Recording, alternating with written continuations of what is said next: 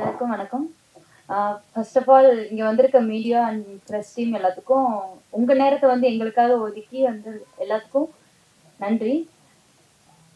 Director Manimurthy சாரையும் producer Karthikesan சாரையும் சொல்லப்போனால் அவங்க வந்து அவங்களுக்கு ஏற்ற மாதிரி எப்படின்னா சொல்லப்போனால் அவங்க ஒரு பொசிஷனில் இருக்க மாட்டாங்க. இப்போ எங்களுக்கெல்லாம் ரொம்ப வந்து ஹெல்ப் பண்ணிட்டு இருந்தாரு.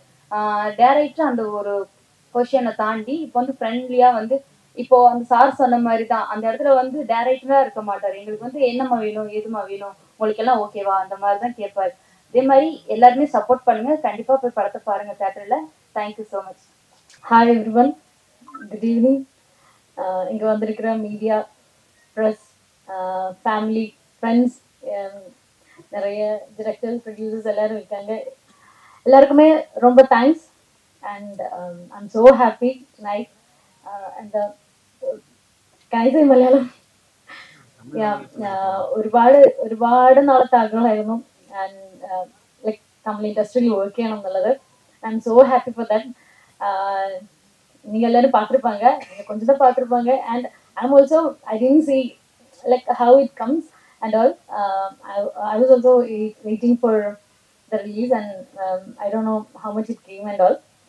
And thank you so much for casting me in this project, director and producer sir, and the whole team of Lara and my co-actor Ashok and Varghese sir. எல்லாருமே ரொம்ப ரொம்ப ரொம்ப சப்போர்ட் பண்ணாங்க for this character and thank you so much. Thank you all.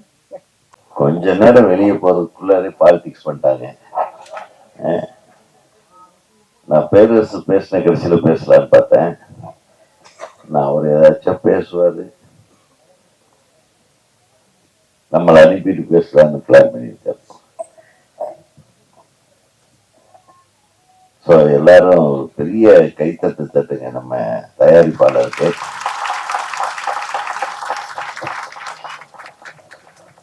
இதில் ஒரு சுயநலம் இருக்கு. அவரு நம்ம ஊருக்காரர் தான், கோயம்புத்தூர். ஒரு ஆள் வந்து ஒரு 20 வருஷம் இங்கே கஷ்டப்பட்டு 20 வருஷமா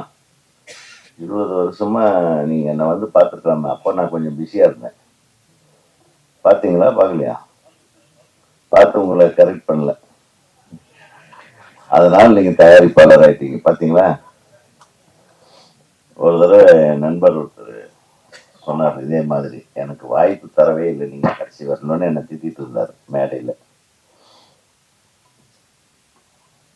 நான் ஒரு படத்துல மேக்சிமம் ஒரு முக்கிய கதாபாத்திரங்கள் ஒரு 4-5 தவிர ஒரு 10 பேருக்கு அங்கங்க சின்ன சின்ன கேரக்டர்ஸ் வரும். அது தவிர வந்து அந்த ஸ்பாட்டுக்கு போற டைம்ல நம்ம கூட இருக்கிறவங்க அப்படி இப்படி பணியாற்றினவங்க ரச்சனையாவும் வந்தோன்னா கூப்பிட்டு நடிக்க வச்சிருவோம். பொதுவாக அப்படிதான். அப்புறம் தான் நான் சொன்னேன், நான் பேசும்போது சொன்னேன், நல்ல வேலை நான் உங்களுக்கு வாய்ப்பு கொடுக்கல.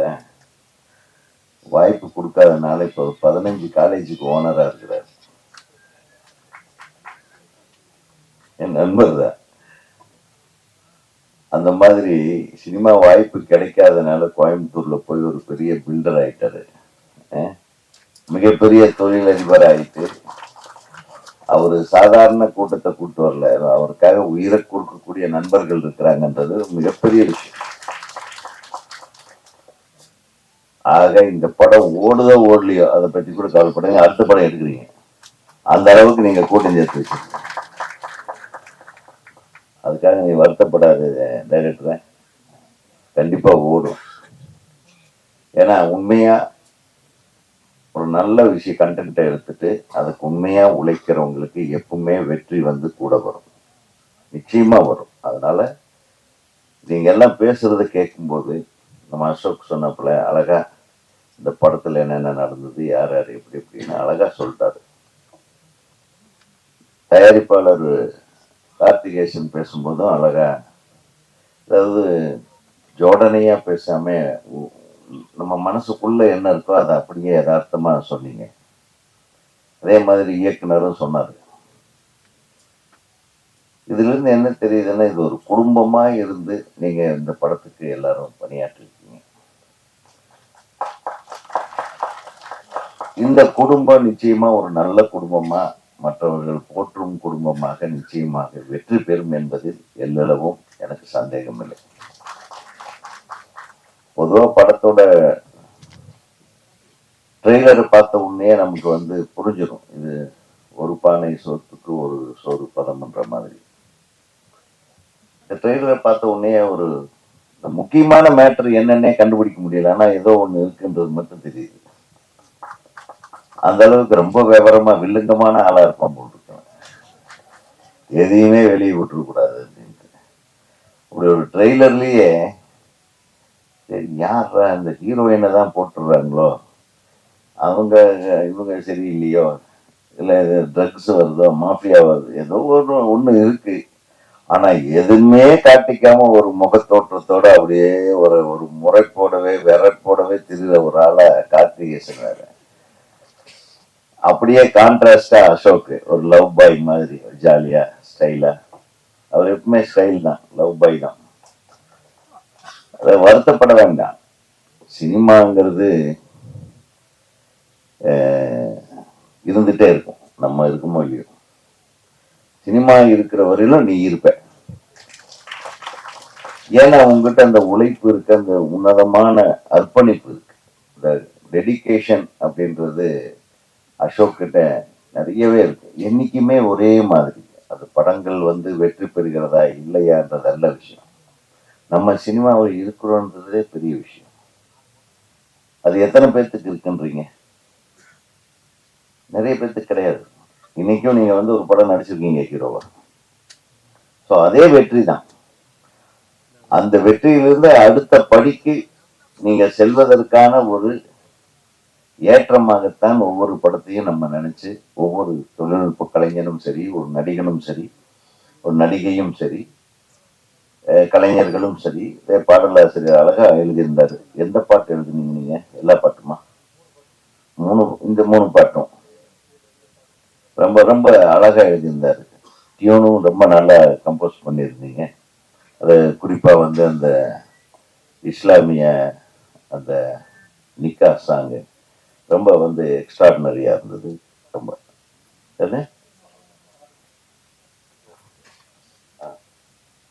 நல்லா பாடியிருந்தாரு சாரு, வாய்ஸ் ரொம்ப பிரமாதமா அவருக்கு இருக்கு. அந்த பாடலும் ரொம்ப நல்லா இருந்தது, அந்த முதல் பாடலும் நல்லா இருந்தது, ராஜன் சார் சொன்ன மாதிரி. அப்புறம் அந்த duet song it was really good, நல்ல மெலோடி கம்போஸ் பண்ணியிருந்தீங்க. ஸோ கதை நாயகன் வந்து நிச்சயமா தான் யாருன்றது இதுல ப்ரூவ் பண்ணியிருக்காரு.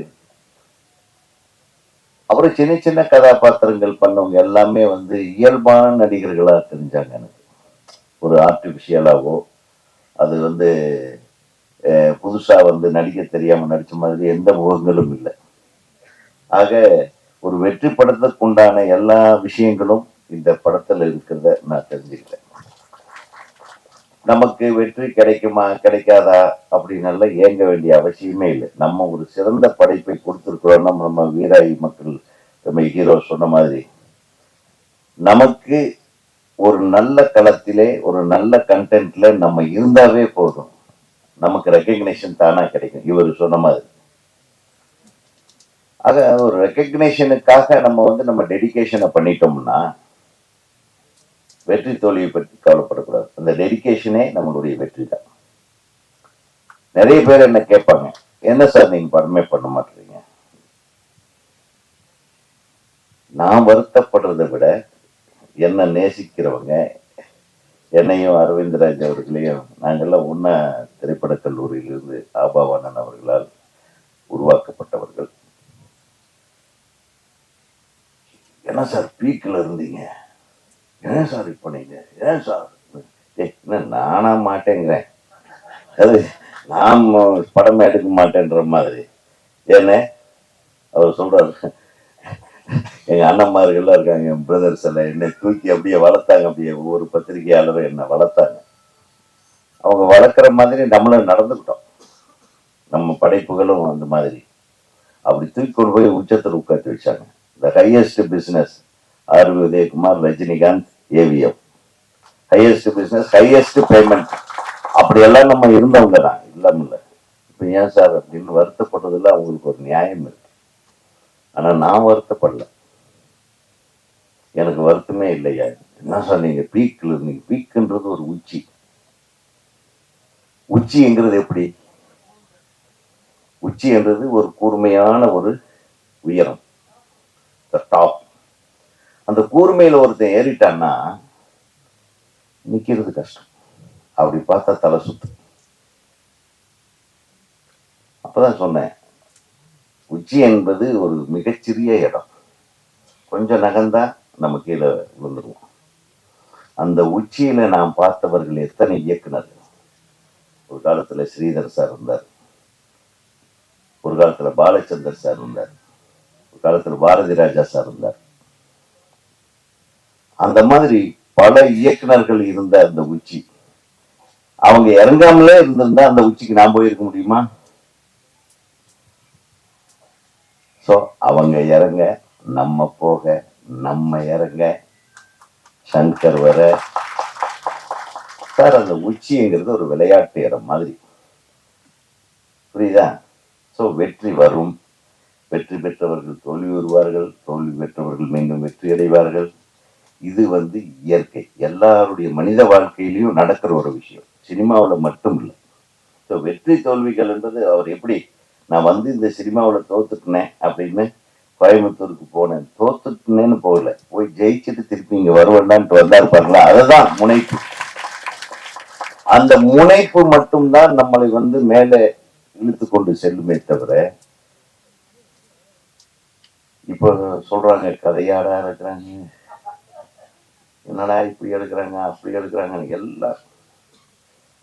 ஆனா நம்ம பத்திரிகையாளர்களை, தரமான சினிமா பத்திரிகையாளர்களை, சினிமா ஊடகவியலாளர்களை எப்பவுமே குறை சொல்ல மாட்டேன். ஏன்னா அவங்க தரம் தாழ்ந்து யாரையும் விமர்சிக்கவே மாட்டார்கள். அதுக்குன்னு ஒரு சில குரூப் ஏதோ பண்ணுது, அடுத்தவன் வாழ்க்கைய கெடுக்கிறதுக்கு உண்டான முயற்சிகள்ல ஒரு சில பேர். இன்னைக்குதான் ஒரு வீடியோவை பதிவு பண்ணிட்டேன், நானே ஒரு ஊடகவியலாளர் ஆயிடுறேன். ஸோ அந்த மாதிரி நிறைய போலிகள் சுத்துற ஊராயிடுச்சு. இது ஒன்றும் பண்ண முடியாது, இது சுதந்திரம். இந்த விஷுவலுக்கு இருக்கிற சுதந்திரம் இருக்கு பாருங்க. இந்த மொபைல் எப்போ ஒரு மனுஷன் கைக்கு வந்துருச்சோ, அவன் கெட்டதையும் சொல்லுவான், நல்லதையும் சொல்லுவான், தேவையானதையும் சொல்லுவான், தேவையில்லாதையும் சொல்லுவான். ஆனால் எந்த ஒரு விஷயத்தையும் நாம் உணராமல் அதை தப்பாக அடுத்தவங்களுக்கு சொல்ல, கம்யூனிகேட் பண்ணக்கூடாது. அதுதான் நம்ம தெரிஞ்ச மாதிரி பேசுறது. அத நம்ம பத்திரிகை நண்பர்கள், எனக்கு தெரிய கடந்த 40 ஆண்டு காலமாக நான் சினிமாவில் நான் டிராவல் பண்ணிட்டு இருக்க என்னுடைய பத்திரிகை நண்பர்கள் செய்ததே கிடையாது. தப்புன்னு சொல்லுவாங்க, அது வேற விஷயம். ஒருவர் மனதை புண்படுத்துற மாதிரியோ அடுத்தவங்களை இழிவுபடுத்துற மாதிரியோ நம்ம ஒரு விமர்சனத்தை வைக்க வேண்டிய அவசியம் என்ன இருக்கு சொல்லுங்க? அந்த மாதிரி தப்பு பண்ணாதவங்களே தான் இந்த நாட்டுல உலகத்துல இருக்காங்களா சொல்லுங்க? காழ்ப்புணர்ச்சியை தவிர்த்து விட வேண்டும், அதுதான் நானும் சொல்ல வரேன். ஆக நான் ரெடியா தான் இருக்கேன். உங்க ப்ரொடியூசரையே எல்லாம் கைத்தட்டி என்ன வச்சு என்ன படம் எடுக்க சொல்லுவேன். என்ன இந்த பட்ஜெட் எவ்வளவு ஆச்சு? அந்த பட்ஜெட்டை விட 1 கோடி ரூபாய் கம்மியா எனக்கு கொடு, நான் ஒரு படம் எடுத்தேன். கரெக்டா?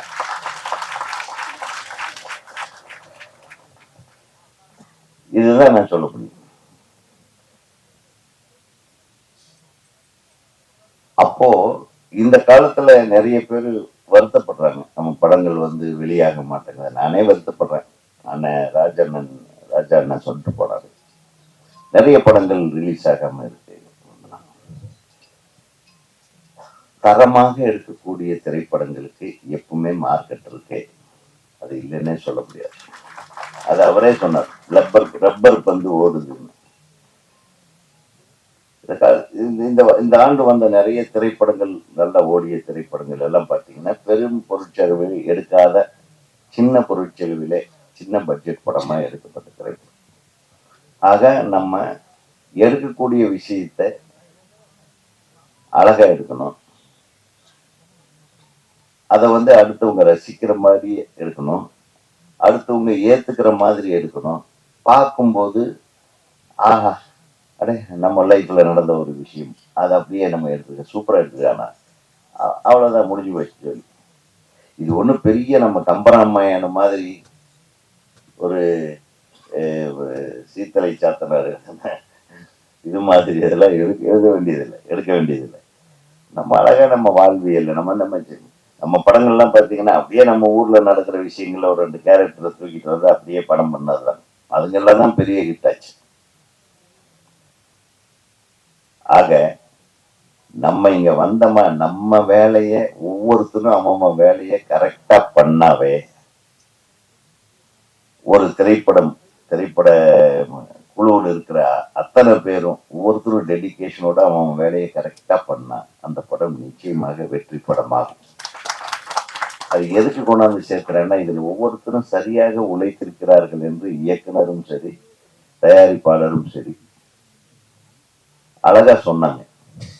அந்த உழைப்பு இருக்கு பாருங்க. அந்த குழந்தை கூட சொல்லிச்சு, இந்த மலையாளம் நம்ம ஹீரோயின் பேர் என்னன்னு தெரியல, அனுஸ்ரீயா, அது அந்த ஃபேஸ் ரொம்ப அழகா இருந்தது. அதில் ஒரு இன்னசென்ஸும் இருந்தது, ஒரு எமோஷனல் ஃபேஸு. உனக்கு ஒரு நல்ல எதிர்காலம் இருக்கிறது. அதே மாதிரி அந்த பாப்பாவும் அளவா பேசினாலும் அழகா பேசுனீங்க. ஆக இந்த படத்துக்கு எல்லாமே அழகா அமைஞ்சிருக்கு. டைரக்டர் நீ முன்னாடி இருந்த கெட்டப் எனக்கு தெரியாது, வேணே இந்த கெட்டப்பா இல்ல வேணே மாத்திட்டியான்னு தெரியாது, பட் உன்னுடைய கெட்டப் நல்லா இருக்கு நிச்சயமா. அதாவது ஒரு கான்பிடன்ஸ் இருந்தது தம்பி பேசும்போது. நான் நல்ல படம் எடுத்திருக்கேன்னு நினைக்கிறேன். நிச்சயமா நீங்க லைக் பண்ணுவீங்க. ப்ரொடியூசருக்கு சொன்னபடி நான் எடுத்துட்டேன், சொன்ன நேரத்தில் எடுத்தேன். நான் மட்டும் இல்லை, என் கூட எல்லாரும் என் தோல் கொடுத்ததுனால அது சரியா நடந்ததுன்னு அடுத்தவங்களுக்கு உண்டான அந்த மரியாதையை கொடுத்தேன் பாருங்க. அது வந்து நான் பாராட்டேன். ஆக ஒரு திரைப்படம் வந்து எவ்வளவு சிறப்பா நம்ம எடுக்கலாம், சில சமயத்துல சிறப்பா எடுக்காம இருக்கலாம், சில டைம்ல மொக்க சினிமா ஓடும். என்னுடைய சிங்கார வேலைன்னு பாத்தீங்கன்னா மொக்க சினிமா. உண்மையா? ஏன் சிரிக்கிறீங்க? அமல் சாரை வச்சு எடுக்க வேண்டிய படம் அல்ல அது. எவ்வளவு பெரிய ஜீனியஸ். சரியா கதை கரெக்டா அமையல, சரி கதை இல்லாமே ஒரு படம் எடுக்கணும்னு ஆரம்பிச்சு. என்ன லொல்லு இருக்கும் பாருங்க. கதை இல்லாமையே ஒரு படம் என்னடா பண்ணுது. ஒரு சின்ன 5 வயசு பொண்ணு ஜட்டி பனியனோட காணாம போச்சு, அதை தேடி கண்டுபிடிச்சு கல்யாணம் பண்றதுதான் ஹீரோவோட வேலை அப்படின்னு ஒரு கதை. இப்படி எல்லாம் ஏமாச்சு கதை பண்ணுவானே, என்ன லொல்லு இருந்தா நாங்க பண்ணிருப்போம். எனக்கு தலையில இடி இறங்குன மாதிரி. இது ஓகேன்ட்டாரு தயாரிப்பாளரும் சரி எழுத்தாளரும் சரி. இதை கொண்டாந்து நீங்க கூட எல்லாம் சாங்கா கொடுத்துறேன்னு இளையராஜா சார் சொல்ல, சாங்க வச்சுட்டு என்னடா அப்படியே சுத்திக்கிட்டே இருந்தேன். சும்மா கார்ல அப்படி போக வேண்டியது, இப்படி வர வேண்டியது, ஆபீஸ்ல போய் உட்கார வேண்டியது, இதுக்கு 2 ஃப்ரெண்ட்ஸுங்களை கூப்பிட்டு பீச்சுக்கு போக வேண்டியது, இப்படியே சுத்திட்டு போற வழியில வர்ற வழியில எழுதுற சீன் தான் அதெல்லாம். அடிச்சது பாருங்க எப்படி எல்லாம். நான் அந்த படத்துக்கு முதல்லயே வந்து போட்டேன் ரிலீஸ் அன்னைக்கு, தயவு செஞ்சு இந்த படத்தை பார்க்க வருபவர்கள் மூளையை கழட்டி வீட்டில் வைத்து விட்டு வாருங்கள். ஏன்னா வந்துட்டு இப்படி எல்லாம் படம் எடுத்தானுங்களேன்னு இப்போ நம்மளை டார்ச்சர் பண்ணுவாங்கன்ட்டு அதையும் முதல்லயே போட்டேன். இளையராஜா கூப்பிட்டு கேட்டார், என்னையா இந்த மாதிரி?